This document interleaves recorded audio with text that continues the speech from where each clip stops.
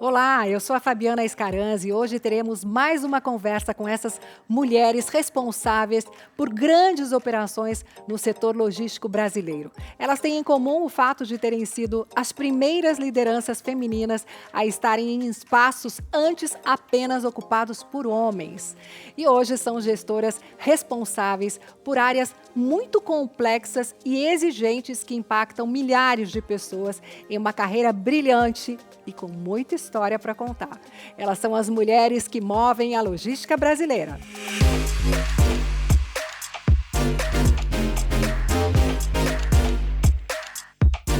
Bom, é uma honra receber todas vocês aqui. Muito obrigada pela presença. A gente vai ter uma conversa aqui sobre os desafios de vocês, sobre o que vocês enfrentaram para chegar nos cargos onde vocês estão. Então vamos lá, vou começar pela Carla. A Carla Cross é diretora de Supply Chain de sementes da Corteva e tem mais de 30 anos de experiência em operações de empresas como Dow, DuPont e Bayer. A Carla é engenheira, liderou vários times globais, teve que se mudar para o exterior com toda a família para assumir novas posições e há alguns anos se formou em psicanálise.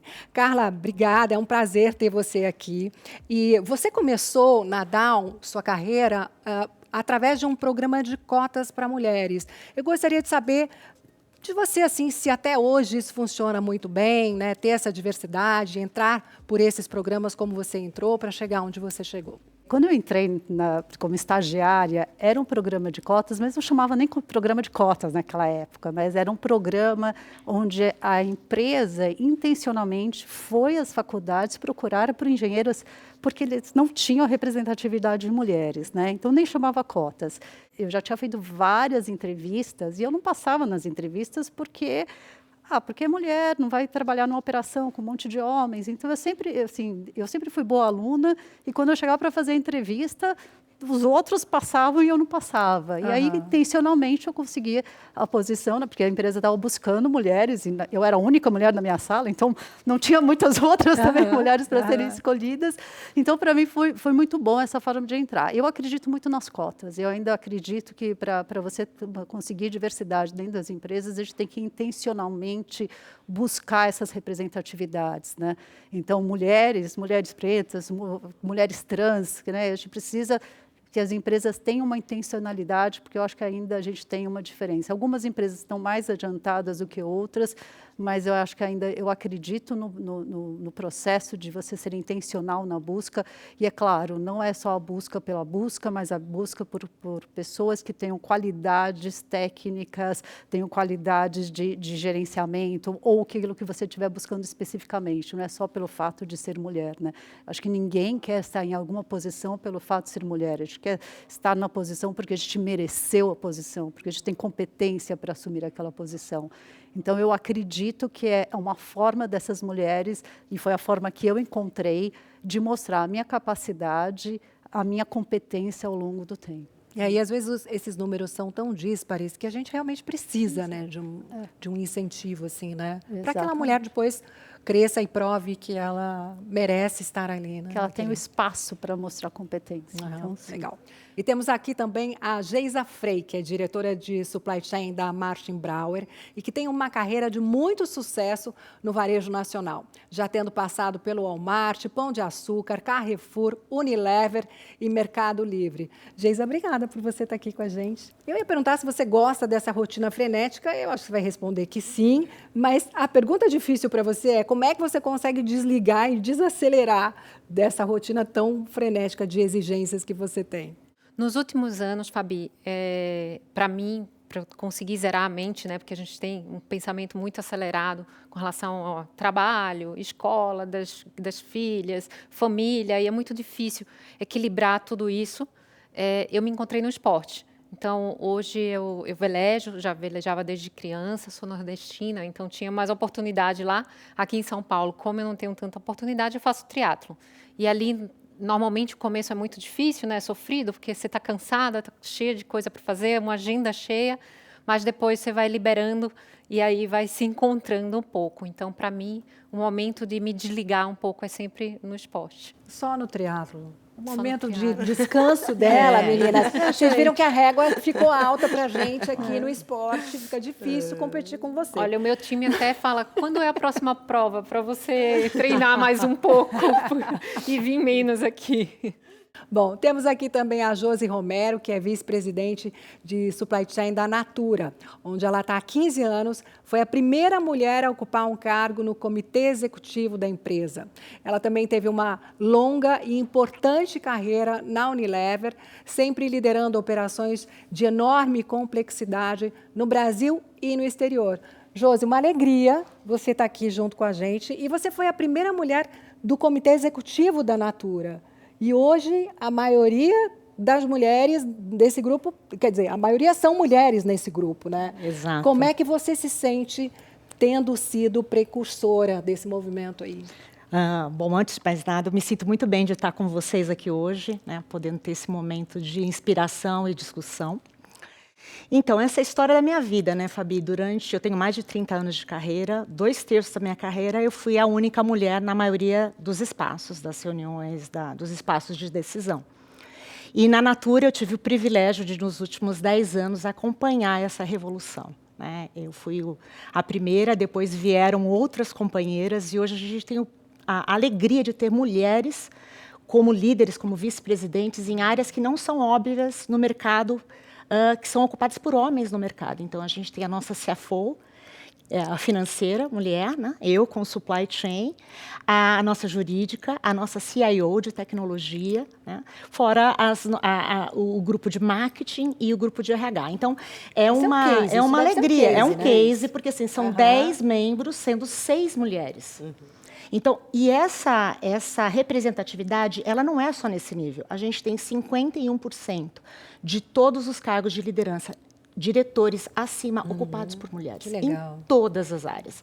Nas áreas menos óbvias e nas áreas que, naturalmente, as mulheres são parte. É uma empresa de beleza que tem uma base muito grande. As nossas consultoras, 3 milhões de consultoras são mulheres. Então, a gente acha que isso é um papel incrível de abrir caminho, porque a gente tem histórias, né, de mulheres que começaram embaixo da pirâmide e estão crescendo dentro da organização. Tem muita coisa a ser feita, mas eu me sinto muito grata por ter aberto esse caminho e ter mostrado mais do que ser uma profissional completa e competente, que pode estar no comitê executivo, manter a questão da completude do papel, né? Então, eu sou mãe, né? Eu sou esposa, então você vem dizendo assim, é possível, né? É possível você ser completa, você tocar uma carreira, ser mãe de 2 filhas, e isso acho que dá um alívio e uma esperança para as outras meninas que muitas vezes não tinham referência.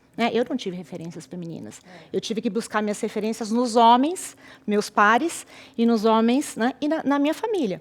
E daí fui criando essas referências e agora eu tenho a obrigação de criar essas referências para gerações que estão vindo. Ai, que delícia. Esse comitê aí dá um quentinho no coração, Dá, né, menina? dá, Saber que tem a maioria mulheres, dá um quentinho no coração, né? Porque a gente veio de um mundo que não era muito assim. diferente. Né? Bem diferente. Agora eu quero apresentar a Renata Torres, que é diretora de Logística Sustentável e Soluções de Impacto do iFood. A Renata começou há 18 anos em diversas posições do setor logístico. Ela foi a primeira gerente de operações mulher na Whirlpool e viveu de forma natural, isso a gente vai saber direitinho com ela, o fato de ser a única mulher a debater soluções com dezenas de homens em inúmeras ocasiões, né? Rê, não deve ter sido fácil para você, né? Mas eu soube que você é ex-atleta, então você tem a tensão do esporte.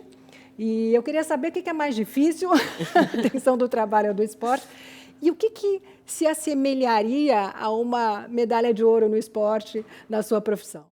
O esporte fez parte da minha vida desde muito pequenininha, né? Eu era hiperativa, foi a solução que minha mãe me deu para resolver o problema, e aquela veia veio muito forte desde muito pequenininha, assim, desde 6, 7 anos eu já comecei a jogar e depois caminhei dentro da carreira do esporte. Para mim, ele conversa um pouco com o que a Geisa falou, de reset. Eu ainda sou bem praticante, pratico 2 vezes por dia, mas eu consegui identificar a mesma emoção que eu tinha no esporte com as grandes transformações que eu fazia. Eu fiz ao longo da minha carreira muitos turnarounds, agora eu estou construindo áreas de negócio, que muitas vezes as coisas dão certo, ou muitas vezes dão erradas, e a gente precisa fazer grandes viradas. E aquela mesma emoção que a gente sente no esporte, ali numa final de um jogo, é a emoção quando algo deu certo O que ali. você joga? Eu jogo de tudo hoje, mas Jogo de mas eu joguei handball profissionalmente, jogo beach tênis, jogo tênis, jogo o próprio handball, adoro futebol, parei por contusão, enfim, jogo bastante coisa. É boa essa coisa da raquete, né? Eu jogo tênis também. Às vezes eu dou uma imaginada, viu, gente? Às vezes eu troco a bolinha por a carinha de alguém. É bom dar umas raquetadas de vez em quando pra gente dar uma desestressada, né? Bom, queria agora aprofundar um pouquinho mais a razão por estarmos aqui, né? Vocês, mulheres de expressão, que conquistaram lugares inimagináveis, principalmente pelos homens, né? Que nunca imaginariam que vocês estariam aqui. Então, vocês acreditam que vocês estão acompanhando, vamos dizer, essas exigências do mundo? Vocês estão conseguindo se adaptar bem?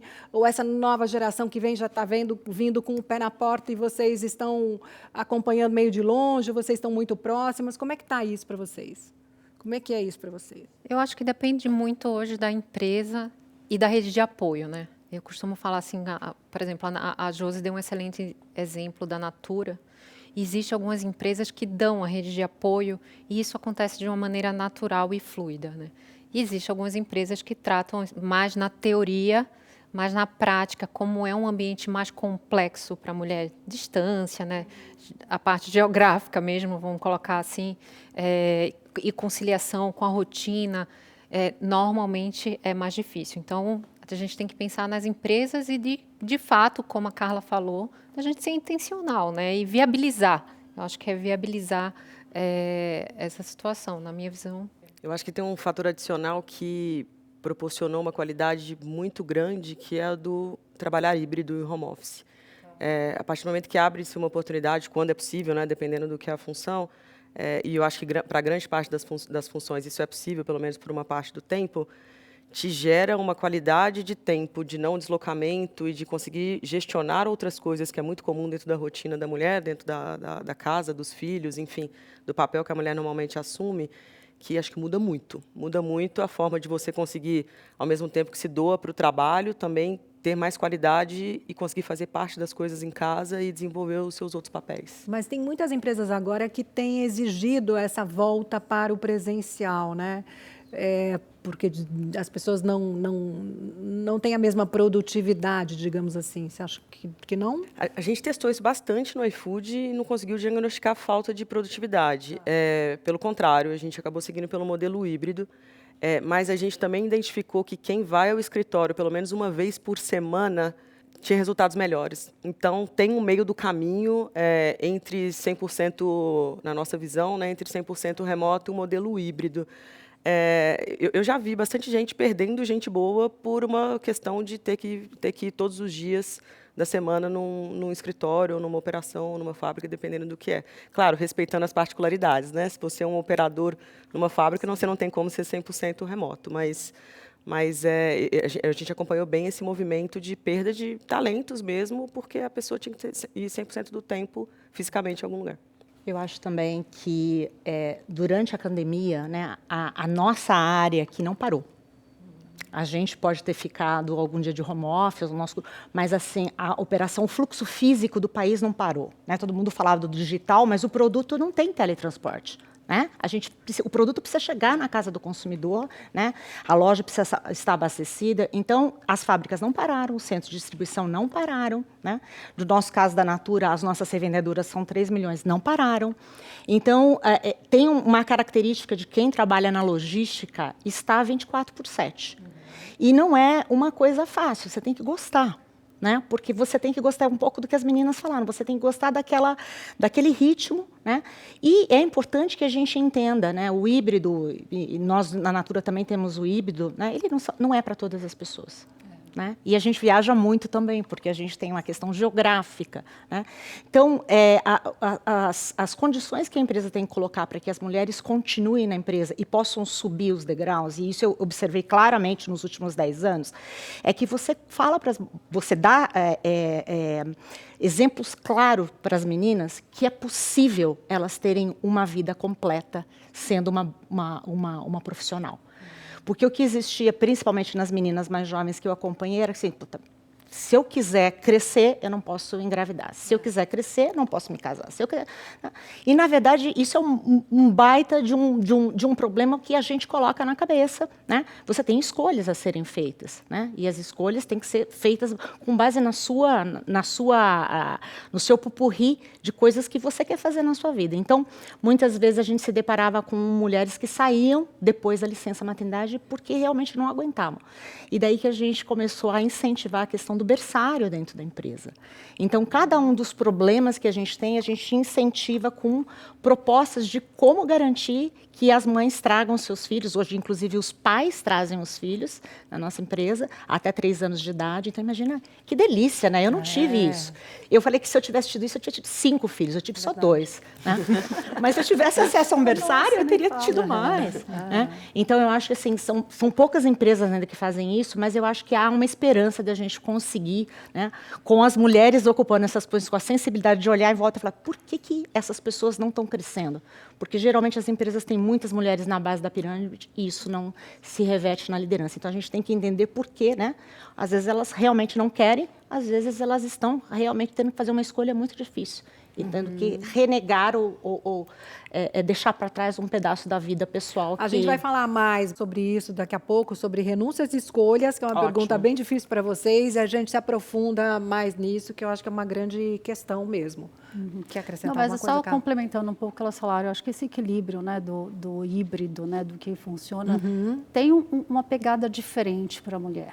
Né? Porque a mulher, muitas vezes, ela está, não estou falando que os homens não tenham essa mesma situação, mas às vezes ela ocupa alguns outros papéis dentro da família, além do trabalho, né? Então, a gente falou filhos, a gente vai falar um pouco dos desafios, mas na volta para o trabalho, né, para o presencial, muitas vezes elas têm que enfrentar as escolhas que foram feitas, às vezes de ter o filho que estava em casa, que tirou da escola, que tem que voltar, e geralmente elas são o número 2 da casa na tomada de decisão. Então, o marido volta para o trabalho quando são casadas, quando tem parceiro, falei marido, mas pode ser o parceiro, a outra parceira volta, e elas acabam ficando como cuidadoras ali do filho e tendo que trabalhar. Então, torna-se um processo um pouco mais difícil. Eu acho que o papel da liderança feminina é tentar pontuar o que você falou, assim, se eu tivesse isso lá atrás, teria sido diferente. Então, trazer esses aspectos para dentro das empresas, eu acho que é um cuidado que eu pelo menos tenho tomado muito, de tentar levantar esses pontos nas discussões, porque às vezes ele é visível para a gente, que passou por algum momento na situação, e não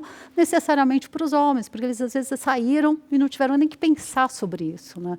Então, acho que a gente tem uns desafios que são difíceis, principalmente para essa juventude, né, que está chegando, porque elas já entraram no híbrido, né? Então, eu acho que a pandemia trouxe quase que essa obrigatoriedade, né, de quem não era demitido trabalhava ali primeiro no online, sem híbrido, depois foram voltando. Mas aí perceberam também essa qualidade de vida para algumas pessoas, acho que também não é para todo mundo, né? Não é. E aí as empresas agora estão dizendo, não, a gente precisa pagar o aluguel do prédio aqui. Então, as pessoas também precisam trabalhar, porque eu pago caro isso aqui para ninguém voltar a ficar todo mundo de casa. Aqui também dá para entender. Também. Né? É compreensível. Então, deve ser uma equação balanço, difícil, né? É uma negociação difícil. E como a gente está falando aqui dessa complexidade, das particularidades também desse setor logístico, de muitas horas trabalhadas por vocês, além de muita dedicação, né? Vamos colocar as duas coisas, qualidade e quantidade, sim. Vamos continuar falando uma coisa que a Josi trouxe, dessas renúncias e escolhas que vocês tiveram que fazer também na família, na vida pessoal, maternidade. Quem vai começar? Eu posso começar. Eu tomei uma decisão lá atrás de postergar a maternidade, não sou mãe ainda, porque eu não estava preparada. Assim, eu olhando a minha rotina versus o que eu precisava fazer, eu falava, gente, não está encaixando, eu não vou conseguir. Eu tinha muito na cabeça que eu não ia conseguir ser uma boa mãe. Passava muito isso pela minha cabeça. Hoje já me sinto 100% pronta, e isso passou por algumas mudanças, inclusive vou sair de onde eu estou, vou para um lugar que é uma casa que a criança é mais fácil de ser, que eu acredito, pela minha forma de educação, que vai ser melhor para ela. Eu fui mudando algumas coisas na minha rotina e formando a rede de apoio para ela acontecer. Hoje eu me sinto muito preparada e na ansiedade da criança chegar. Mas eu tive esse pensamento num determinado momento de eu falar, dado a minha rotina, Eu cuidava de 14 países, viajando a América Latina inteira. Eu falei, gente, não tem como, eu não vou conseguir organizar isso e me sentir uma mãe minimamente presente com o mínimo que precisa. E eu não sou das pessoas que pensam que acho que cada um cria de uma maneira, que você não tem que ter rede de apoio. Eu sou super a favor de rede de apoio e você dá a melhor presença que você tem naquele momento. Mas eu falava, gente, alguma coisa aqui não está cabendo dentro dessa organização como um todo e não me sentia preparada. E eu decidi segurar um pouco. Hoje, me sinto que já deveria ter tido. Então, Eu ia dizer, vai tá próximo. acontecer. O projeto está próximo. Eu ia perguntar. Estamos na fila, vamos ver como vai ser. Eu concordo com a Renata. Eu acho que, assim, primeiro, a nossa jornada, né, como a Josi falou, não é uma jornada tão glamourosa. Acho que no final do dia a gente fica muito feliz pelas batalhas, pelas situações que a gente venceu, pelos projetos, pelo legado que a gente deixou em cada empresa. Eu fiz uma renúncia, sim, de alguns cargos e de algumas empresas, né? Cargos esses que era uma exposição muito grande, mas como a Renata falou, com 2 filhas eu não ia conseguir equilibrar. E aí, né, foi quando eu refleti que o mais importante do que a posição ou uma condição financeira muito favorável, ou seja, de bônus, seria realmente uma condição mental, né, equilibrada e com uma filha já adolescente, já enfrentando alguns problemas. Eu decidi fazer uma transição e abrir mão de uma posição muito relevante para uma empresa que tem valores, né, e que prioriza, de fato, intencionalmente, pessoas. Então, para mim, foi muito importante, porque eu vivi, talvez por muito tempo, na minha primeira filha. Minha primeira filha tem 18 anos. A sensação de que deixei ela muito só, né? Apesar de ter tido a rede de apoio, vim do Nordeste sozinha com ela, sempre vivi assim. Então, quando dava atenção a ela, achava que estava dando pouca atenção no trabalho, a síndrome da impostora, que eu acho que todas nós, apesar do dia de hoje, apesar de muitas discussões como essa, eu ainda vejo a balança desequilibrada, né? Ocultamente, talvez silenciosamente, existe uma balança desequilibrada, porque parece que das gerações, embora a geração nova seja mais questionadora, eu ainda vejo desequilibrada entre as mulheres que eu vivo hoje. Mas eu, sim, fiz uma renúncia bem forte. Não me arrependo. Não me arrependo, porque hoje eu olho minhas filhas e eu acho que a maior realização que eu tenho, muito mais do que profissional, é ter minha família bem. Né? Eu acho que a gente sempre tem aquele sentimento, né? Se nossos filhos estão bem, o trabalho flui perfeitamente, né? Se não estão bem, a gente não consegue essa fluidez. Eu acho legal ouvir você, Geisa, porque eu também tenho 2 meninas, né, um pouco mais velhas que a sua. E eu passei durante a minha carreira vários momentos em que eu tive que falar não para movimentos. E 2 movimentos eu falei sim e implicaram na decisão de carreira do meu marido. Então, uma vez eu me mudei dentro do Brasil para um outro estado e depois de muitos meses a gente discutindo se fazia sentido, minha primeira filha era pequena ainda, meu marido falou assim, olha, eu sou financeiro, sabe o quê? Eu vou com você, a gente vai para Goiás e eu me arranjo lá e você vai fazer o projeto, porque eu estava com um projeto, super apaixonada por um projeto, e fui para lá e ficamos 3 anos. No final, ele não queria voltar e a gente tinha que voltar, a Isabela tinha que já entrar na escola e tudo mais, então foi muito interessante. A segunda vez foi que a gente foi para os Estados Unidos, ficamos 3 anos lá, e o meu marido foi para estudar, mas ele também fez uma escolha, foi uma escolha familiar, né? E a gente fala muito de renúncia, mas eu prefiro dizer que é escolha, porque renúncia parece que é uma coisa que você olha para trás e você sente uma mágoa por você ter renunciado. E, na verdade, eu transformei cada uma dessas escolhas em escolhas familiares. Quando eu estava casada, evidentemente, não estou casada ainda, mas assim, todas as decisões foram tomadas em conjunto. Falei não para alguns movimentos e, incrivelmente, o meu último movimento que eu falei não era um movimento de expatriação para a Suíça, e foi por isso que eu vim parar na Natura. Então, no final, eu fiz uma escolha e a escolha, assim, você fez a escolha? É a escolha certa, esquece o outro caminho, né? Então, trabalhar com renúncia, eu prefiro trabalhar com escolha, e é difícil, porque você tem que se colocar no papel de não vítima, né, de protagonista da sua escolha, né? E você é tudo, você está tomando decisão pelo seu casamento, pelos seus filhos, pela sua profissão. E a minha meta não é ser a profissional de maior sucesso. A minha maior meta é o equilíbrio. Hoje.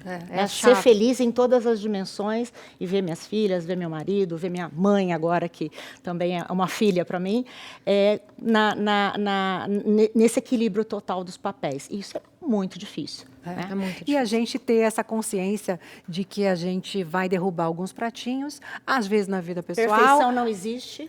Exatamente. Às vezes na vida profissional, mas se a gente quer tudo isso, não dá para ser perfeita. Eu falei numa outra conversa que eu colocava muito o perfeccionismo como uma super qualidade. Eu achava que era o máximo, o perfeccionismo. E aí eu comecei a perceber, no decorrer da minha vida, eu falei, nossa, é quase um defeito. Ser excelente no que você faz é maravilhoso, mas querer ser perfeita, a gente se dá muita chibatada, a gente se judia muito. E essa é uma característica natural das mulheres, mais presente nas mulheres. Exatamente. Aí falou, puxa, deixei de ir numa reunião, ai, como eu sou péssima mãe, ou deixei de não sei o que, como eu sou péssima, já vai para o extremo oposto, né? Eu acho que no meu caso eu tenho uma mistura de renúncias e escolhas, né? Eu acho que tem algumas horas que eu fiz escolhas. Eu tenho 2 filhos já adultos, né? 27, 25, tenho um enteado de 18, então assim, tenho uma família que, e segundo meu filho, né, ele fala que eu levo a vida com muita elegância. Porque quando eu comecei, né, minha carreira, não tinha flexibilidade de horário, então a gente deixava os filhos na escola de manhã, pegava no final do dia, eu viajava demais, eu viajava muito, de verdade.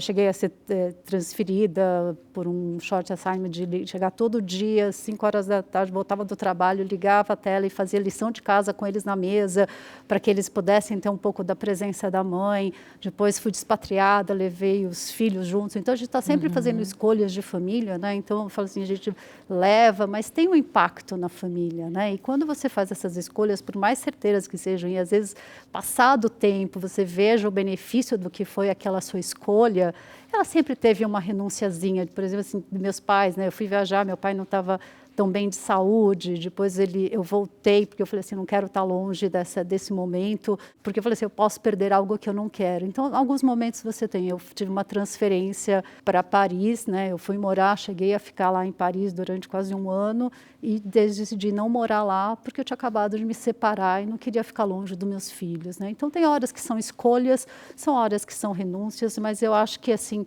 eu falo que tudo vale a pena no final, né? Porque mesmo a renúncia, mesmo a dificuldade na hora, que parece enorme da tomada de decisão, ela traz benefícios, né? Então, eu também tive que falar não para algumas posições. Essa posição que da Paris era uma função global na Dupont, para a divisão de alimentos. E eu falei assim, não, eu prefiro ficar aqui. E aí acabei mudando para outra empresa, porque eu não tenho, você tem que tomar decisões. Mas aí vocês conseguem, sinceramente, tirar da cabeça? Porque às vezes a gente toma uma decisão, mas a gente vai tomar banho e fala, ai, caramba, será? Putz, se eu tivesse aceitado, como é que seria a minha vida? Como é que se fosse assim? Vocês conseguem? Tomou a decisão, acabou? Eu enxergo tudo muito como uma jornada. Tá. E acredito no caminho, acredito no processo. Assim, eu falo muito para o meu time que poucas coisas resistem a uma estratégia bem feita, com um time bom e trabalho todo dia, assim. Eu olho, minha vida eu levo assim, eu acredito na jornada, falo, tomei essa decisão, foi, e os pontos se conectam, a gente só vê os pontos se conectando depois que passou. Tem coisa que você não sabe exatamente quando é. Então eu faço a decisão, eu viro a página, é muito da história do atleta ali, você coloca aquilo na mente, coloca no foco, virou, vai para o próximo. E eu vejo isso, Renata, quando você está dizendo, eu vejo isso ser feito nas minhas filhas. Eu tenho uma filha de 27 e uma filha de 21. E como elas passaram com a gente nessas mudanças, tiveram que aprender outra língua, toda aquela coisa, né, sofreram bullying e tal, eu sinto que eu criei 2 mulheres realmente muito nesta linha. É parte do processo, eu não vou acertar sempre, né? Tomei uma decisão, vou focar nela, ela tem que ser a melhor agora, já que ela é a decisão que eu tomei, né? E algumas coisas eu deixo para trás, sim. Se você ficar remoendo o que você deixar para trás, você é infeliz o tempo todo. né? Eu acho que a felicidade vem de você olhar o caminho que você tem, né? Reconhecendo que algumas vezes a sua decisão foi a melhor que você podia tomar naquele momento, com as ferramentas que você tinha, né? E algum pratinho você deixou quebrar, priorizou o filho, mas deixou o pai, ou priorizou o trabalho. E você vai se ajeitando nisso. E se os nossos filhos veem isso, eles veem você vai ter logo, você vai ver, a gente é um exemplo para eles, né? Então eu me sinto muito bem de olhar minhas filhas e falar assim, poxa, eu acho que tudo que a gente passou junto, sofreu, mudou, dificuldade e tal, elas aprenderam e elas são mais resilientes, são boas cidadãs, né? Conseguem entender que nem sempre as coisas vão dar certo, essa questão do perfeccionismo que a gente da geração anterior, né? Eu falei assim, não precisa ser perfeita, filha, né? Não precisa. Então tem uma questão que eu acho que a gente tem obrigação de evitar que as meninas tenham que passar pelo que a gente passou. E adicionando o que a Josi falou, acho que no começo da carreira, a gente se preocupa muito com o crescimento, com a posição, com a empresa. E depois de um tempo, a gente vai amadurecendo e obviamente, a família ajuda muito nisso e a gente ressignifica, né? Que já não é só a posição ou a condição financeira, é o conjunto, né? A gente passa a ter uma maturidade diferente para até... Não precisa estar na vitrine, está tudo bem, né? Vamos ressignificar a vida, né? A Josi estava comentando do tempo. É muito mais valioso o tempo hoje. Acho que depois que você... Né, são 20 anos, 25 anos liderando, e a gente passa a dar importância a coisas muito pequenas, que a gente não dava no início da carreira, com aquela afã de, poxa, quero ser gerente, quero ser diretora e vou trabalhar até de madrugada. Hoje em dia, eu acho que a gente tem mais esse equilíbrio, mais essa maturidade de falar assim, até aqui eu vou, até aqui não vou e tudo bem. Saber dizer não, eu acho que para quem está no início, é a chave, né? Tanto em casa quanto no trabalho. Né? Olha, eu vou até aqui, não dá. Então, eu acho que esse é muito importante. Que é outra questão importantíssima, né? Saber dizer não. Às vezes a gente sofre para aprender, né? A dizer não para várias coisas. Bom, a gente falou de dificuldades, começamos a falar de desafios. E eu pergunto para vocês, por que é tão importante ter mulheres na logística?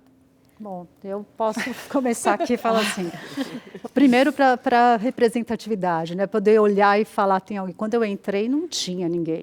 Eu não sabia em quem me espelhar, então me espelhava em homens, né? Então, assim, não que seja ruim, mas é bom ter mulheres, né? Hoje, quando eu olho para o lado e tenho mulheres que estão sofrendo situações, eu, por exemplo, eu entrei na menopausa. Como é que você conversa com um grupo, né, uma sala cheia de homens, quando você começa a ter aqueles calores?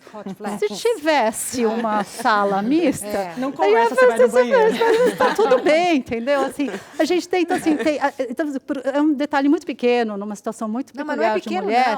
Não, é terrível, né? Não é nada pequeno. Não é pequeno. Mas, assim, um exemplo, né, numa situação muito pessoal, mas assim, são esses tipos de coisas que você fala assim, que a representatividade importa, não é nem porque a gente pode estar lá por competência, mas porque quando a gente está crescendo e olhando para frente e não vê um espaço para você, tudo se torna mais difícil, tudo parece impossível, parece que você não vai conseguir, você se sente sozinha naquela caminhada. Eu sempre falo que assim, na minha carreira, eu tinha que ser melhor do que os meus colegas homens para poder assumir. Então, ninguém me promovia enquanto eu não tivesse eu falava assim, mais qualificada para a posição. Eu falava assim, overqualified, né? Eu tinha que estar mais qualificada do que todos os outros para ter a chance. E o homem tinha a chance para crescer, e era falado isso assim, não, ele vai se desenvolver durante o tempo dele. E eu tinha que estar pronta para aquilo, então eu não tinha o tempo para me desenvolver na função. Por quê? Porque eu tinha homens acreditando em mim e botando o nome deles em risco para falar, não, pode promovê-la que ela vai dar conta. Então, assim, eu não tinha uma mulher falando assim, num comitê de decisão ali de carreira, de falar assim, ela vai dar conta, deixa ela aí que ela vai crescer, ela vai se desenvolver. Isso, vamos apostar. Então, vamos apostar nela. Porque não tinha essa conversa, não tinha outra mulher ali para fazer. Então, eu acho que a representatividade das mulheres hoje, em todos os níveis, né, nem Exato. todas as empresas estão, né, com 50% de homens e mulheres, mas eu acho que ainda existe um caminho grande para ajudar essas mulheres que estão entrando aí e ver que, sim, podem ser o que querem, podem estar na posição que querem, elas têm o espaço e o espaço é delas para serem ocupados, né? Isso é muito difícil da gente se empoderar dessa posição e falar, eu vou chegar lá. Né? Eu lembro quando eu era estagiária, quando me perguntaram, né, eu era super tímida, quietinha, mas me perguntaram onde você quer chegar. Eu falei, eu quero ser a presidente, eu quero ter essa posição. E deram risada na minha cara, mas era verdade, na época eu queria isso mesmo, não sabia que a trajetória ia ser tão difícil para chegar lá, mas Tinha uma amiga que recebeu essa pergunta do chefe dela, onde você quer chegar? Ela falou no seu lugar. Eu já respondi isso. Você também? Já. Achei maravilhoso. Falei, bom, e o cara tem duas alternativas. Ele te demite, né? Porque ele fica com medo de você querer chegar ali. Ou ele falou, poxa, ótimo, vamos embora, bora trabalhar. Você respondeu isso? Respondi, né? já respondi. E a reação foi um pouco de surpresa. Eu falei, não precisa ser agora, mas eu quero. Não, mas eu acho que para quem não acredita na representatividade, que foi um ponto super bem colocado, gente, isso é científico. Diversidade traz inovação e traz mais resultado. Assim, a partir do momento que você tem mais diversidade, você tem um prisma diferente de enxergar mais prismas, mais óculos diferentes para enxergar um determinado problema. A McKinsey, há pouco tempo, 2020, fez uma pesquisa com 1.000 empresas espalhadas no mundo, pegou o último quartil ali, as empresas que mais se destacavam no terceiro quartil mais positivamente, tanto em diversidade étnica quanto de gênero, 35% e 25% mais de resultados. Assim, isso é comprovado. Você tem mais gente para se posicionar no lugar do outro, e com isso você consegue chegar de outros prismas que, quando você não está ali, você não enxerga. E, Renata, eu acho tão legal essa sua colocação, porque eu acho que logística, junto com educação, é uma das maiores oportunidades e maiores desafios que a gente tem no Brasil hoje. Se você olhar a baixa competitividade que o Brasil tem, pelos problemas logísticos que a gente enfrenta de infraestrutura, por onde você olha, né, congestionamento, a dependência do rodoviário, a questão dos combustíveis fósseis, a gente tem uma miríade de oportunidades. E quando você precisa resolver um negócio tão complexo, que precisa do poder privado e do poder público juntos, com intencionalidade, com projetos, com consistência, com foco, as mulheres são boas nisso. Mulheres são boas para trazer, os homens também são, mas naturalmente as mulheres não têm essa veia da competição. A gente é muito mais de colaboração. A gente é muito mais para trazer pessoas juntas, né, de lados opostos. Então, a gente precisa de mulheres para decidir o futuro. A gente precisa investir muito em infraestrutura no país, a gente tem que investir na formação das pessoas, na tecnologia. O Brasil está muito atrasado, o custo de logística do Brasil é inaceitável. A competitividade do país reside nesses dois pontos, educação e logística. Se a gente conseguir sair disso e montar, temos empresas privadas maravilhosas no país. Junto com o poder público, a gente consegue andar com essa agenda. Né? Existe uma agenda de transporte rodoviário, fluvial, mas isso não sai do papel. E eu acredito que as mulheres tendo voz, participando dos fóruns de decisão, elas podem trazer esse ganha-ganha entre os dois setores. Então, eu acho que é uma necessidade do negócio e do país. Né? Comparado com os Estados Unidos, a gente tem muitas oportunidades. E as mulheres podem fazer, sim, essa transformação. Eu acho que só para complementar, a mulher tem algumas habilidades diferentes do homem, né? Por mais que a gente fale que não. Eu trabalhei em muitas empresas, né, de diferentes níveis de tecnologia. A gente sempre fala que as empresas têm 3 pilares: pessoas, processos e sistemas. E eu acho que a mulher, ela tem uma capacidade de leitura das pessoas incrível. Né? Eu observo assim, as mulheres que eu mais admiro, normalmente ela tem pessoas melhores do que ela embaixo delas. Né, porque não tem essa competitividade. Exato. E, somado a isso, as inter-relações pessoais, as conexões que as pessoas fazem é o que faz a diferença. Então, eu trabalhei numa época que o Pão de Açúcar estava voando, e com os melhores sistemas e os melhores processos. Trocou as pessoas, né? Alguns líderes, e principalmente líderes mulheres também. E foi... Por mais que tivesse uma Ferrari, as pessoas, que é o principal pilar da empresa, e essa leitura que a mulher contribui de garantir, olha, eu pressurizo, não pressurizo, olha, preciso dessa área conectada com essa área, é uma vantagem incrível. É por isso que eu acho que a logística é super importante, mas quando você vê mulheres brilhantes no RH, a diferença é outra. Nossa vida fica bem mais fácil. No RH, na política, né? Precisamos de mais mulheres na política para os espaços de decisão exatamente, do país. Senão as leis continuam sendo decididas por homens como sempre foram. Exatamente. E como também acontece dentro de algumas empresas, né? É sempre o homem que está ali em cima, é sempre ele que puxa, ele vai puxar quem, né? Tomara que tenha. Bom, tem homens nos assistindo maravilhosos aqui que, né, que vão puxar mulheres também, porque é um pouco isso, é trazer os homens para a nossa causa, trazer os homens como nossos aliados, para eles entenderem, né, por que é importante. E eu acho que, assim, meus chefes foram maravilhosos comigo. Todos eles me deram todas as oportunidades que eu busquei. E, então, eu tenho exemplos magníficos de homens que abriram espaço, me deram espaço. E a gente precisa disso, homens e mulheres juntos. É o equilíbrio. A gente não está querendo definir as mulheres mandando no mundo como... Não, a gente quer essa junção, né? Então, vale muito a pena pensar sempre nos dois juntos e o equilíbrio. Até porque, assim, como eu comecei lá atrás, né? Eu só tive sponsors homens. Então, eu cheguei na posição que eu cheguei, porque homens que até hoje que foram né, dando oportunidades. Em toda a minha carreira, eu tive uma líder mulher. Então, assim, é pouco, né? Muito pouco. Se olhar, assim, é muito pouco ainda. Então, assim, e quando eu tive, é uma diferença de liderança, né? Porque algumas competências da mulher ali no gerenciamento de pessoas têm um olhar diferente. Então, assim, não estou falando que é melhor ou pior, é só diferente. Então, é bom ter esses olhares diferentes, porque vê coisas diferentes, né? Como é que vocês estão lidando, né, dentro do setor, dentro da logística e tal, mas também com essa convivência intergeracional? Eu queria saber como é que vocês estão sentindo isso, se vocês sentem agora o etarismo mais forte, porque também a gente vai ficando mais velha, a gente vai prestando mais atenção no etarismo, né? Como é que está essa convivência intergeracional? Divertidíssima, acho que eu vou resumir.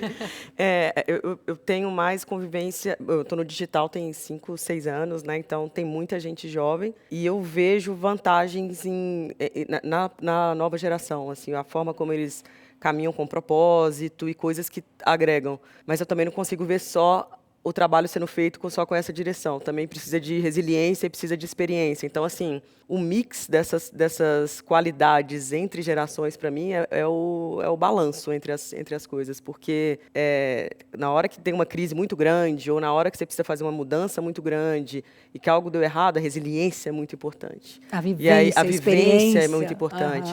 Então, a gente lá no iFood, e outros lugares que eu estava também, mais a nova economia, a gente não tem problema de errar.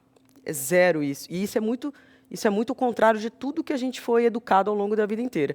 A gente quer testar rápido, ver o que deu errado, gastando o mínimo possível e acertar a rota. É assim que a gente faz. Isso é uma coisa da nova geração, vamos dizer. Sim. Nova geração. E aí, quando a gente faz... Só que quando eu fui entrar e montar uma área de negócio para desenvolver em supermercados, comecei eu e 5, 6 pessoas.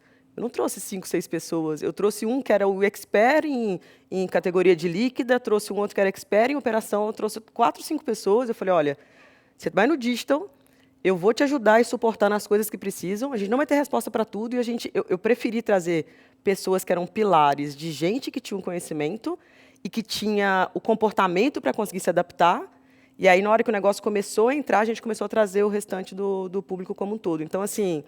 eu não consigo ver algo sendo construído muito do zero sem ter uma experiência. Assim como também a população que está agora, a mão de obra que está agora, são super bem informados e têm um propósito, um poder de construção enorme. Então, para mim, é juntar as duas coisas.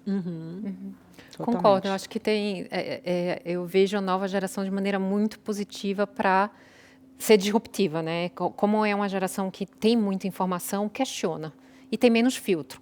Né? Eu acho que as pessoas com mais experiência, um pouco mais conservador, acaba tentando ter mais filtro. E eu acho que as empresas que balanceiam isso é muito positivo, até porque a nova geração ela é menos resiliente. E como tem muitas oportunidades, a jornada de carreira são mais curtas, são turnovers. Quando você observa e conversa com essa nova geração, fica 1 ano numa empresa, 2 anos. Então, é importante ser híbrido e dar continuidade, né, ao processo. Eu acho que tem que ter os dois. Porque também pensando nisso, né, não sei se eles chegariam talvez tão rápido como vocês chegaram às posições de vocês. O rápido aí é bem entre aspas, tá, gente?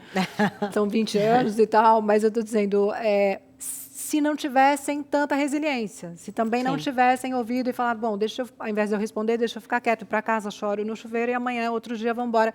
Sabe, às vezes eu questiono, eu acho que esse propósito a gente percebe, isso é maravilhoso, mas será que essa falta de resiliência também não vai fazê-los atrasar o seu crescimento de carreira?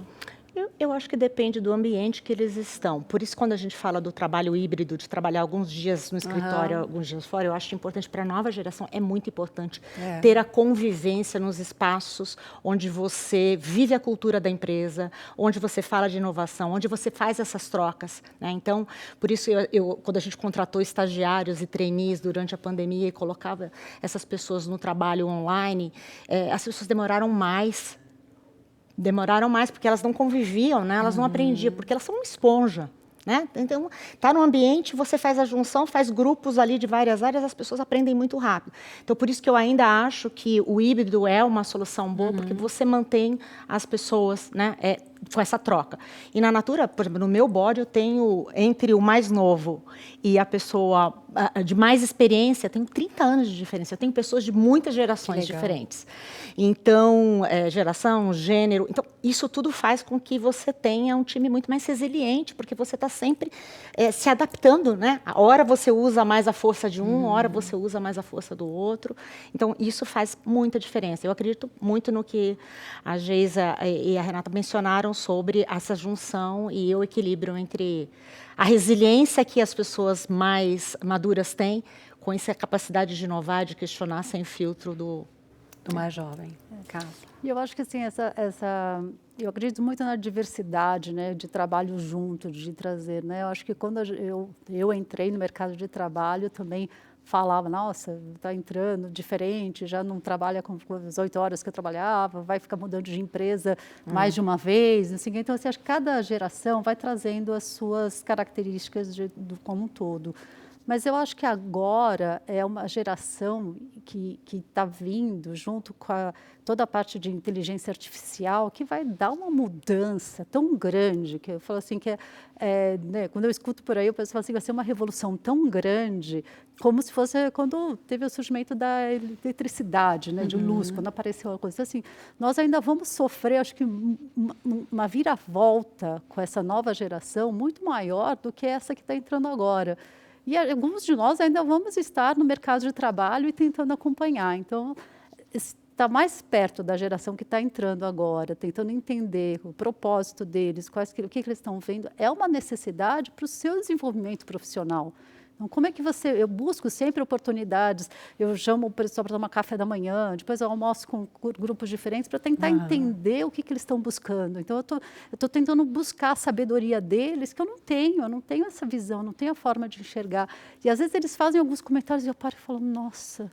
Isso está assim, realmente. Nossa, está diferente, né? E às vezes eu não sei nem o que responder e volto para casa e trabalho aquilo. Isso é maravilhoso. Mas é muito bom, porque eu acho que isso me ajuda a me tornar mais flexível. Quando esse tipo de assunto voltar, eu vou estar mais preparada, talvez, para levar a informação. Então, eu acho que assim, é um trabalho que tem que ter uma energia, talvez mais da minha geração, especificamente para ir buscar do que deles. Eles talvez não saibam que eles precisam buscar também o meu conhecimento, mas eu tenho que fazer um trabalho mais forte para buscar esse conhecimento deles. Queria saber se vocês, ao ocuparem posições de liderança que eram dominadas por homens, e, né, até pouco tempo atrás, vocês acreditam que vocês estão realmente acompanhando essas exigências do mundo novo, mais diverso, ou vocês realmente sentem que estão abrindo caminho e transformando o caminho para as próximas gerações que estão vindo por aí?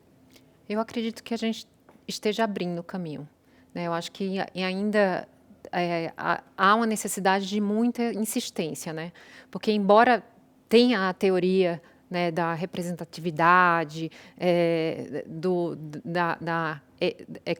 das mesmas qualidades, existe paradigmas ocultos ali nas relações ou alguma coisa estrutural das antigas gerações, das novas gerações, que a gente precisa continuar insistindo para abrir esse caminho, né? Ou seja, fazer ações efetivas que a gente consiga, de fato, incluir a geração e apoiar a geração nessas ações. Então, eu acredito que a gente continua fazendo, é uma batalha, é uma jornada, porque entre a teoria e a prática é muito diferente e varia muito entre as empresas, né?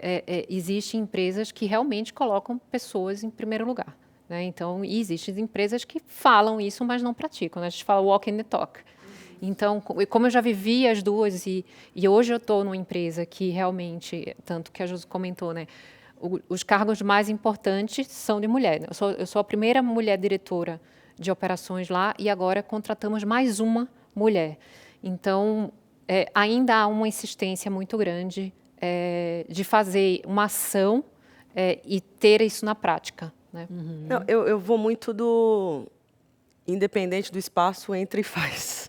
E aí eu concordo muito com a Geisa que depende do lugar, mas hoje a gente tem um mundo aberto, a gente tem rede social, a gente tem grupos de encontros, a gente tem tantas formas, se naquele determinado local não está dando espaço para conseguir mover a vida de outras pessoas. Eu fui na semana passada no encontro de Women's in Logistics, que foi uma diretora da HP que foi num evento onde tinha bastante exposição e os grandes executivos eram todos homens. Ela voltou inconformadíssima. Ela falou: vou montar um grupo, vou pegar executivas de tão grande porte quanto eu estou para pegar gente mais nova e chegar até lá. Então, assim, a gente hoje... Os negócios nascem na rede social. Se você quiser abrir amanhã uma lojinha no Instagram, você está vendendo. Então, você tem tanta capilaridade, possibilidade de fazer, que eu acho que se você não conseguir fazer dentro do seu espaço, e as empresas estão cada vez mais abertas, você consegue fazer de N formas. Assim, acho que é um pouco do nosso papel, assim, de legado, que para a gente foi difícil. Talvez para a gente foi um pouco mais fácil que da geração anterior e dessa geração tem que ser um pouco mais fácil que a anterior e assim vai. Eu brinco que eu moro no interior e trabalho em São Paulo. Né? Então, todo dia eu dirijo numa média de 150 quilômetros por dia. E quando eu acordo em casa, né, acordo, vou fazer ginástica, pego a estrada e falo assim, né? O que me move, né? E assim, se não for para fazer alguma coisa realmente diferente naquele dia, eu não levanto da cama. Então, assim, isso para mim é muito importante, né? Isso não era verdade alguns anos atrás, porque você vai evoluindo e você vai descobrindo aquilo que te move, né? Então, hoje, eu tenho, pelo menos na empresa que eu tenho uma capilaridade com o número de pessoas que trabalham comigo, o número de fornecedores que trabalham comigo, o número de clientes que eu tenho enorme, de impactar a vida de muita gente.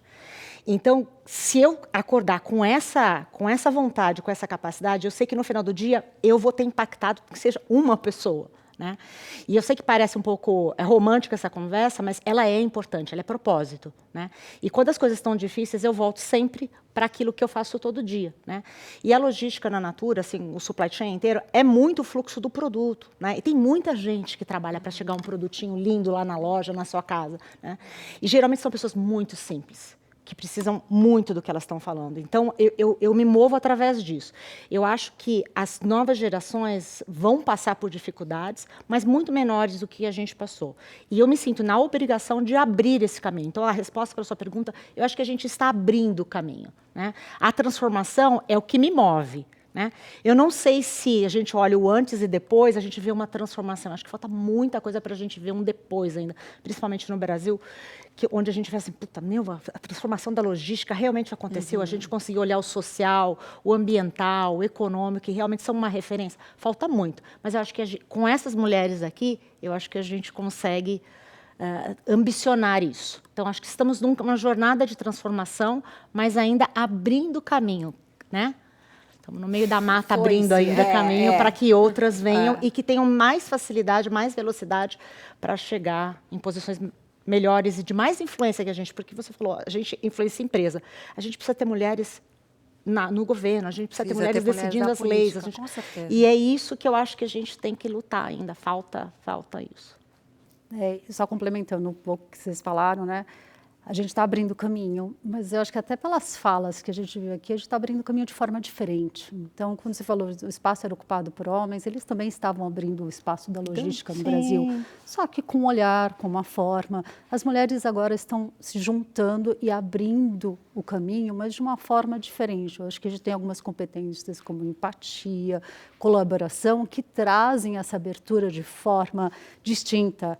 Eu, além de trazer, né, de forma distinta, você falou do propósito, eu ainda me sinto responsável de trazer essa abertura de uma forma inclusiva, de uma forma onde as mulheres que estão chegando me vejam como modelo para que elas também possam tomar atitudes para estar em posições que elas desejam, que elas olhem para essas mulheres todas e vejam que elas também podem abrir, transformar a logística no Brasil todo de forma diferente. Então, eu acho que é uma mistura. A gente ainda está num caminho muito pequenininho, né? São poucas, a gente junta aqui, tem muita mulher na logística, né? A gente está com uma representatividade aqui, mas se você olhar nas nossas equipes, é um bando de mulheres que estão aí. Essa geração vai chegar nos outros cargos. São poucas, mas vocês movem o Brasil. Exato. Sem vocês, o Brasil para. Só queria dizer isso, tá, gente? Sem essa mulherada toda da logística, o Brasil para. Ou seja, são poucas que fazem muito. Que sejamos muitas que continuem fazendo muito. Exatamente. Com uma visão integrada, né? Que não veja só o econômico da coisa, mas assim, sempre olhando a visão integrada, né? O que a gente pode fazer para melhorar as condições de trabalho das pessoas que trabalham na logística, para melhorar as condições de todos os parceiros, né? A gente tem esse olhar humano, esse olhar integrado, é muito característico, né, das mulheres. De transbordar, né? De um olhar nosso. Os homens também, eles estão começando a ter esse olhar mais integrado, porque não dá para abrir mão de alguma coisa, eu vou fazer isso bem feito. Não, a gente tem que fazer o resultado melhor do todo, né? E as mulheres conseguem fazer essa mobilização. Bom, já vou emendar aqui com outra pergunta desse quase desistir, né? Queria saber qual ponto para vocês de vida, o que aconteceu. Pode ser uma situação, pode ser alguém, pode ser alguma coisa que tenha feito vocês repensarem, ou tenha feito vocês dizerem, pô, será que eu vou continuar? Acho que eu não vou continuar. A gente pode trazer aqui etarismo, a gente pode trazer machismo, a gente pode trazer situações para a gente também tentar fazer com que as pessoas que passam por isso e que estão nos assistindo ali se identifiquem também, né? Porque às vezes eu me colocando, né, na empatia, me colocando no lugar de quem está assistindo ali, a carreira de vocês, ela é linda. Se a gente der um Google na carreira de vocês, ela é maravilhosa. E a carreira vai assim, depois ela vai assim, ela vai só subindo, ela é ascendente. Então, para o jovem, para quem está assistindo ali, fala, nossa, mas eu nunca vou conseguir chegar lá, ou talvez eu não consiga. Então, eu queria que Quais são que a os gente tombos que a gente levou, que não estão no LinkedIn. que não As estão no entrelinhas. Google, nem no Não LinkedIn, estão no nem no Google, nem no Wikipedia, nada disso. Assim. Vamos abrir o coração aqui. Eu posso começar com essa. Eu acho que eu tive desafios profissionais enormes, de coisas assim que eu olho para elas e falo assim, mas como eu fui louca de aceitar fazer isso, sabe? Porque projetos muito desafiadores, com um tempo muito curto, envolvendo um número muito grande de pessoas, com uma dedicação fora do comum, colocando em risco até a minha própria segurança física. E eu fiz, assim, eu era muito destemida, sabe? Mas isso nunca me fez pensar em parar de trabalhar. O que me fazia parar de trabalhar, e foram várias vezes, eram as minhas filhas passando por qualquer perrengue. Seja de saúde, que era o principal. Eu lembro quando a Isabela tinha 3 anos, a gente tinha acabado de mudar para Goiás, ela tomou todos os antibióticos existentes na face da terra e ela não se curava de uma infecção. Teve um momento que eu falei assim, acho que eu vou parar, não tem porquê eu continuar. Né? Eu preciso cuidar dela. Meu marido falou assim, não, você vai ser super infeliz e aí depois a Isabela vai falar que não quer uma mãe infeliz. Né? E daí nós juntos resolvemos o problema. Mas foram várias situações pessoais envolvendo minhas filhas ou meu marido, as decisões que eu tive que tomar de trade-off entre a minha carreira e a carreira dele, que não foram poucas. Né? Todos esses momentos foram bastante... parava a bola e falava assim, será que vamos mesmo? Né? Porque eu falava, talvez eu seja melhor ficando em casa agora por 2 anos, resolvendo este problema, que era um problema que eu achava que em 2 anos eu ia resolver, e depois voltando a trabalhar. Eu nunca fiz isso. Todas as vezes eu consegui sair do outro lado e me manter firme e forte trabalhando. Mas foram inúmeras vezes, e todas elas ligadas a questões pessoais. E as do trabalho foram muito difíceis também, mas as do trabalho eu encarei sempre como desafio. Né? Quanto mais difícil, mais eu gosto. Então, meio masoquista mesmo, nesse sentido. Né? Isso não me fazia pensar em parar. Sim. O que me fazia pensar de parar realmente eram as questões que demandavam a minha atenção, o meu cuidado, como você falou, né? De que a gente está sempre... A mãe está doente, quem lembra? A filha, não é? Então, você tem toda uma carga que a sociedade te coloca, né? De ser a cuidadora, de ser dos filhos, dos pais... De todos. E né? a gente, essa geração que está no meio do sanduíche, né? Porque a gente, como todo mundo vai viver mais, e os pais também vão viver mais, a gente cuida dos filhos, mas também já está na idade de cuidar dos nossos pais, né? E o marido, às vezes, que é quase um filho, que a gente também tem que cuidar de alguma maneira. Então, a gente fica super sobrecarregada, né? Mas por isso somos mulheres fortes aqui. Carla? Posso seguir. Eu acho que tem muito a ver com o que ela falou. Sempre o que me fez parar de pensar é família. Então, eu já tive todos os tipos ali, viajando, descobri que meu filho estava com meningite, doenças da minha filha, do meu pai, que ficaram em casa. Então, nesses momentos, eu acho que é a hora que você para. Eu me separei, então eu tive uma promoção que foi dada no mês seguinte da minha separação. Eu cheguei aí para a França, ficar lá morando sozinha, mas um momento muito ruim, porque eu tinha acabado de me separar. Então, eu saí de casa, deixei meus filhos com meu ex-marido. Então, foi muito pesado para mim esse momento. E eu renunciei ali à minha posição global para ficar no Brasil, porque eu achei que não era momento de sair fora. E um dos aspectos assim que eu acho que foi a hora que eu parei e pensei assim, eu vou desistir, tenho que pensar em soluções. Eu morando nos Estados Unidos aí com a família, na época, eu levei uma picada de um carrapato, peguei uma doença, peguei Lyme, que é uma doença totalmente desconhecida aqui, muito chata. E eu voltei, eu tive muitas sequelas, eu cheguei a ficar andando ali com 2 muletas e com um programa, assim, quando eu ia ao médico, ele falava, Carla, pensa que você pode estar numa cadeira de roda daqui a alguns tempos. Então, quando isso aconteceu, eu parei e pensei, falei assim, a minha carreira ou a minha saúde, né? E aí foi muito difícil para mim, porque aí vem os bias, né?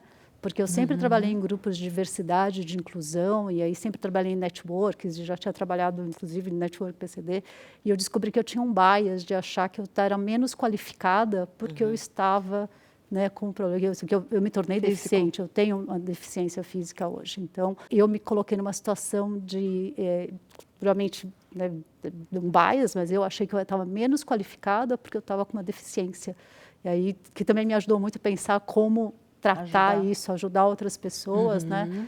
Mas foi um momento que eu parei e fui até repensar. E foi a hora que eu fui fazer psicanálise, foi a hora que eu comecei a pensar em montar um negócio externo, né? Que hoje eu tenho de semijoias, mas fui buscar alternativas que eu pudesse fazer sentada, porque eu achei que eu não ia mais andar. Então, foi uma hora que eu falei assim, a minha carreira aqui acabou e eu vou ter que pensar em alguma coisa, porque eu trabalho com logística, viajo o tempo todo, estou sempre viajando, e aí ter empresas e supervisores aí que te trazem a confiança de falar, o que mudou, a gente se adapta e segue em frente.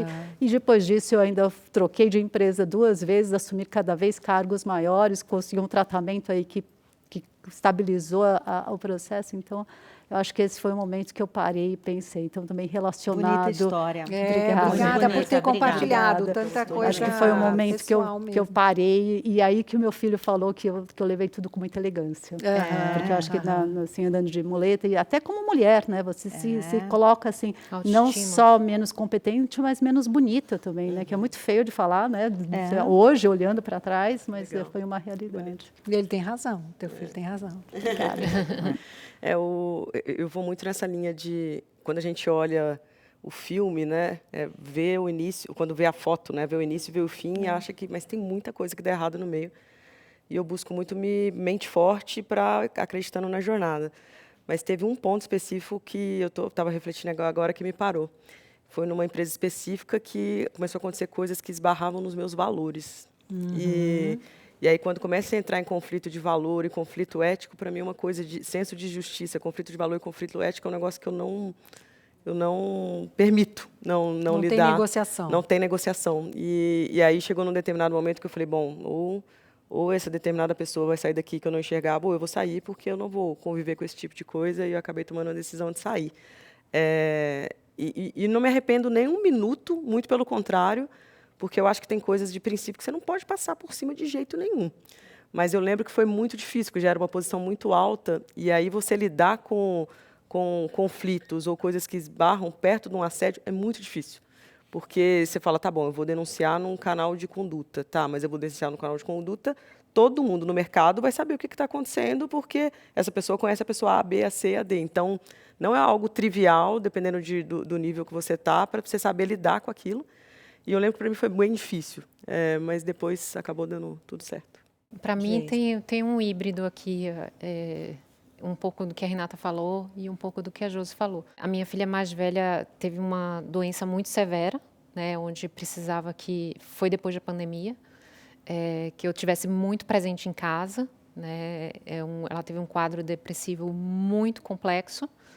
E ali eu primeiro me culpei, né, porque a sociedade começa a questionar a mãe, né, não questionar mais nada, é a mãe. E segundo, para mim foi um momento muito difícil, porque eu não conseguia produzir como eu produzo, né, não conseguia ter a leveza, como se meu coração ficasse em casa.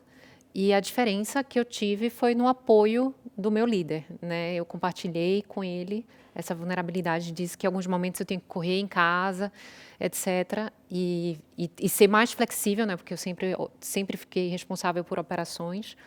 E o que fez com que eu não desistisse foi meu líder e acho que minha equipe criou um escudo ali, né, para falar, poxa, a gente vai te apoiar e a gente vai, nesses momentos, ocupar esse espaço. Então, a gente, em alguns momentos, tem que mostrar a vulnerabilidade. E eu acho que essa vida real, né, como eu falo, a vida como ela é, o hashtag a vida como ela é, conecta realmente com quem está assistindo a gente, porque senão fica tudo naquela coisa meio... Glamour. Romântico, né? Romântico, glamour, e parece que é inalcançável. Então, muito obrigada por vocês terem compartilhado coisas pessoais também. Já admirava a pessoa jurídica, agora admiro pessoa física também, todas vocês. Bom, agora vocês peguem papel e caneta. Vocês já não pegaram até agora, porque eu acho que o caderninho de vocês já está lotado de dicas aí. E eu vou pedir para elas darem dicas, mensagens, conselhos, enfim, para quem está iniciando agora, né, na carreira de vocês,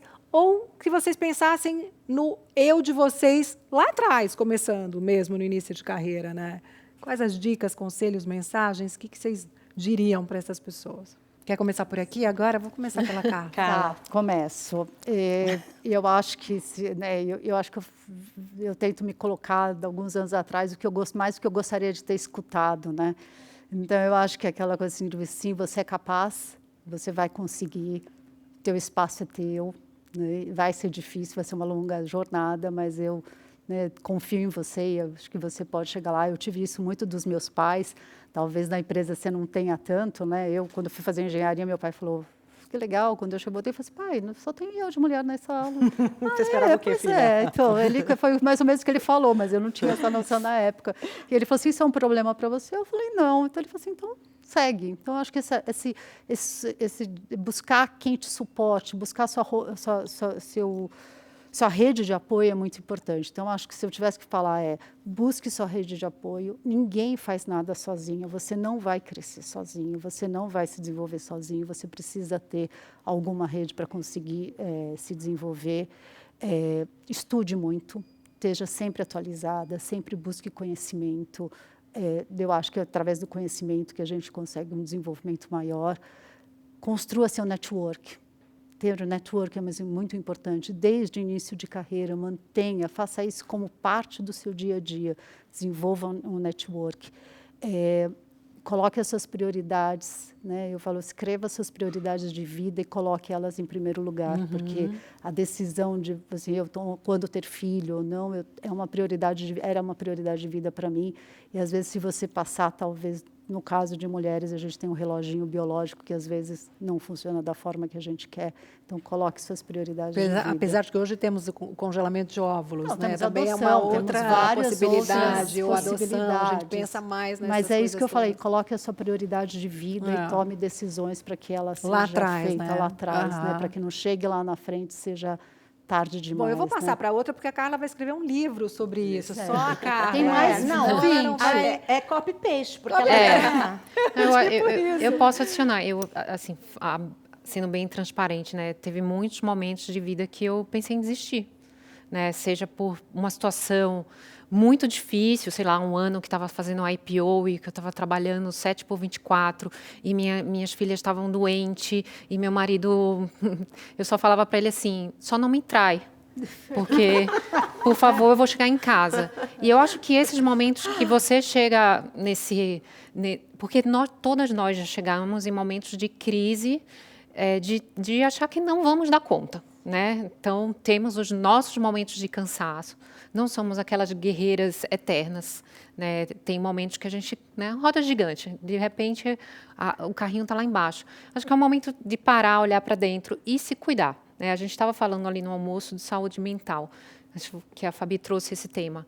É muito importante que, nesse período todo, né, e quando vocês tenham vontade de desistir por algum desafio, seja no trabalho ou seja em casa, que a gente trabalhe a saúde mental, né, e que busque pessoas que vai nos apoiar ali para voltar, né, porque a gente volta e volta mais forte, né, então não desistam, porque e se tiver que desacelerar ou fazer uma transição, porque a melhor escolha também é importante, mas eu acho que hoje em dia eu percebo que sim, o esporte é um equilíbrio, os filhos são um equilíbrio, a família, mas a saúde mental é o que comanda, né? Então, ter um momento de acelerar e desacelerar, né? De saber se conter ali um pouco para voltar mais forte, é importante.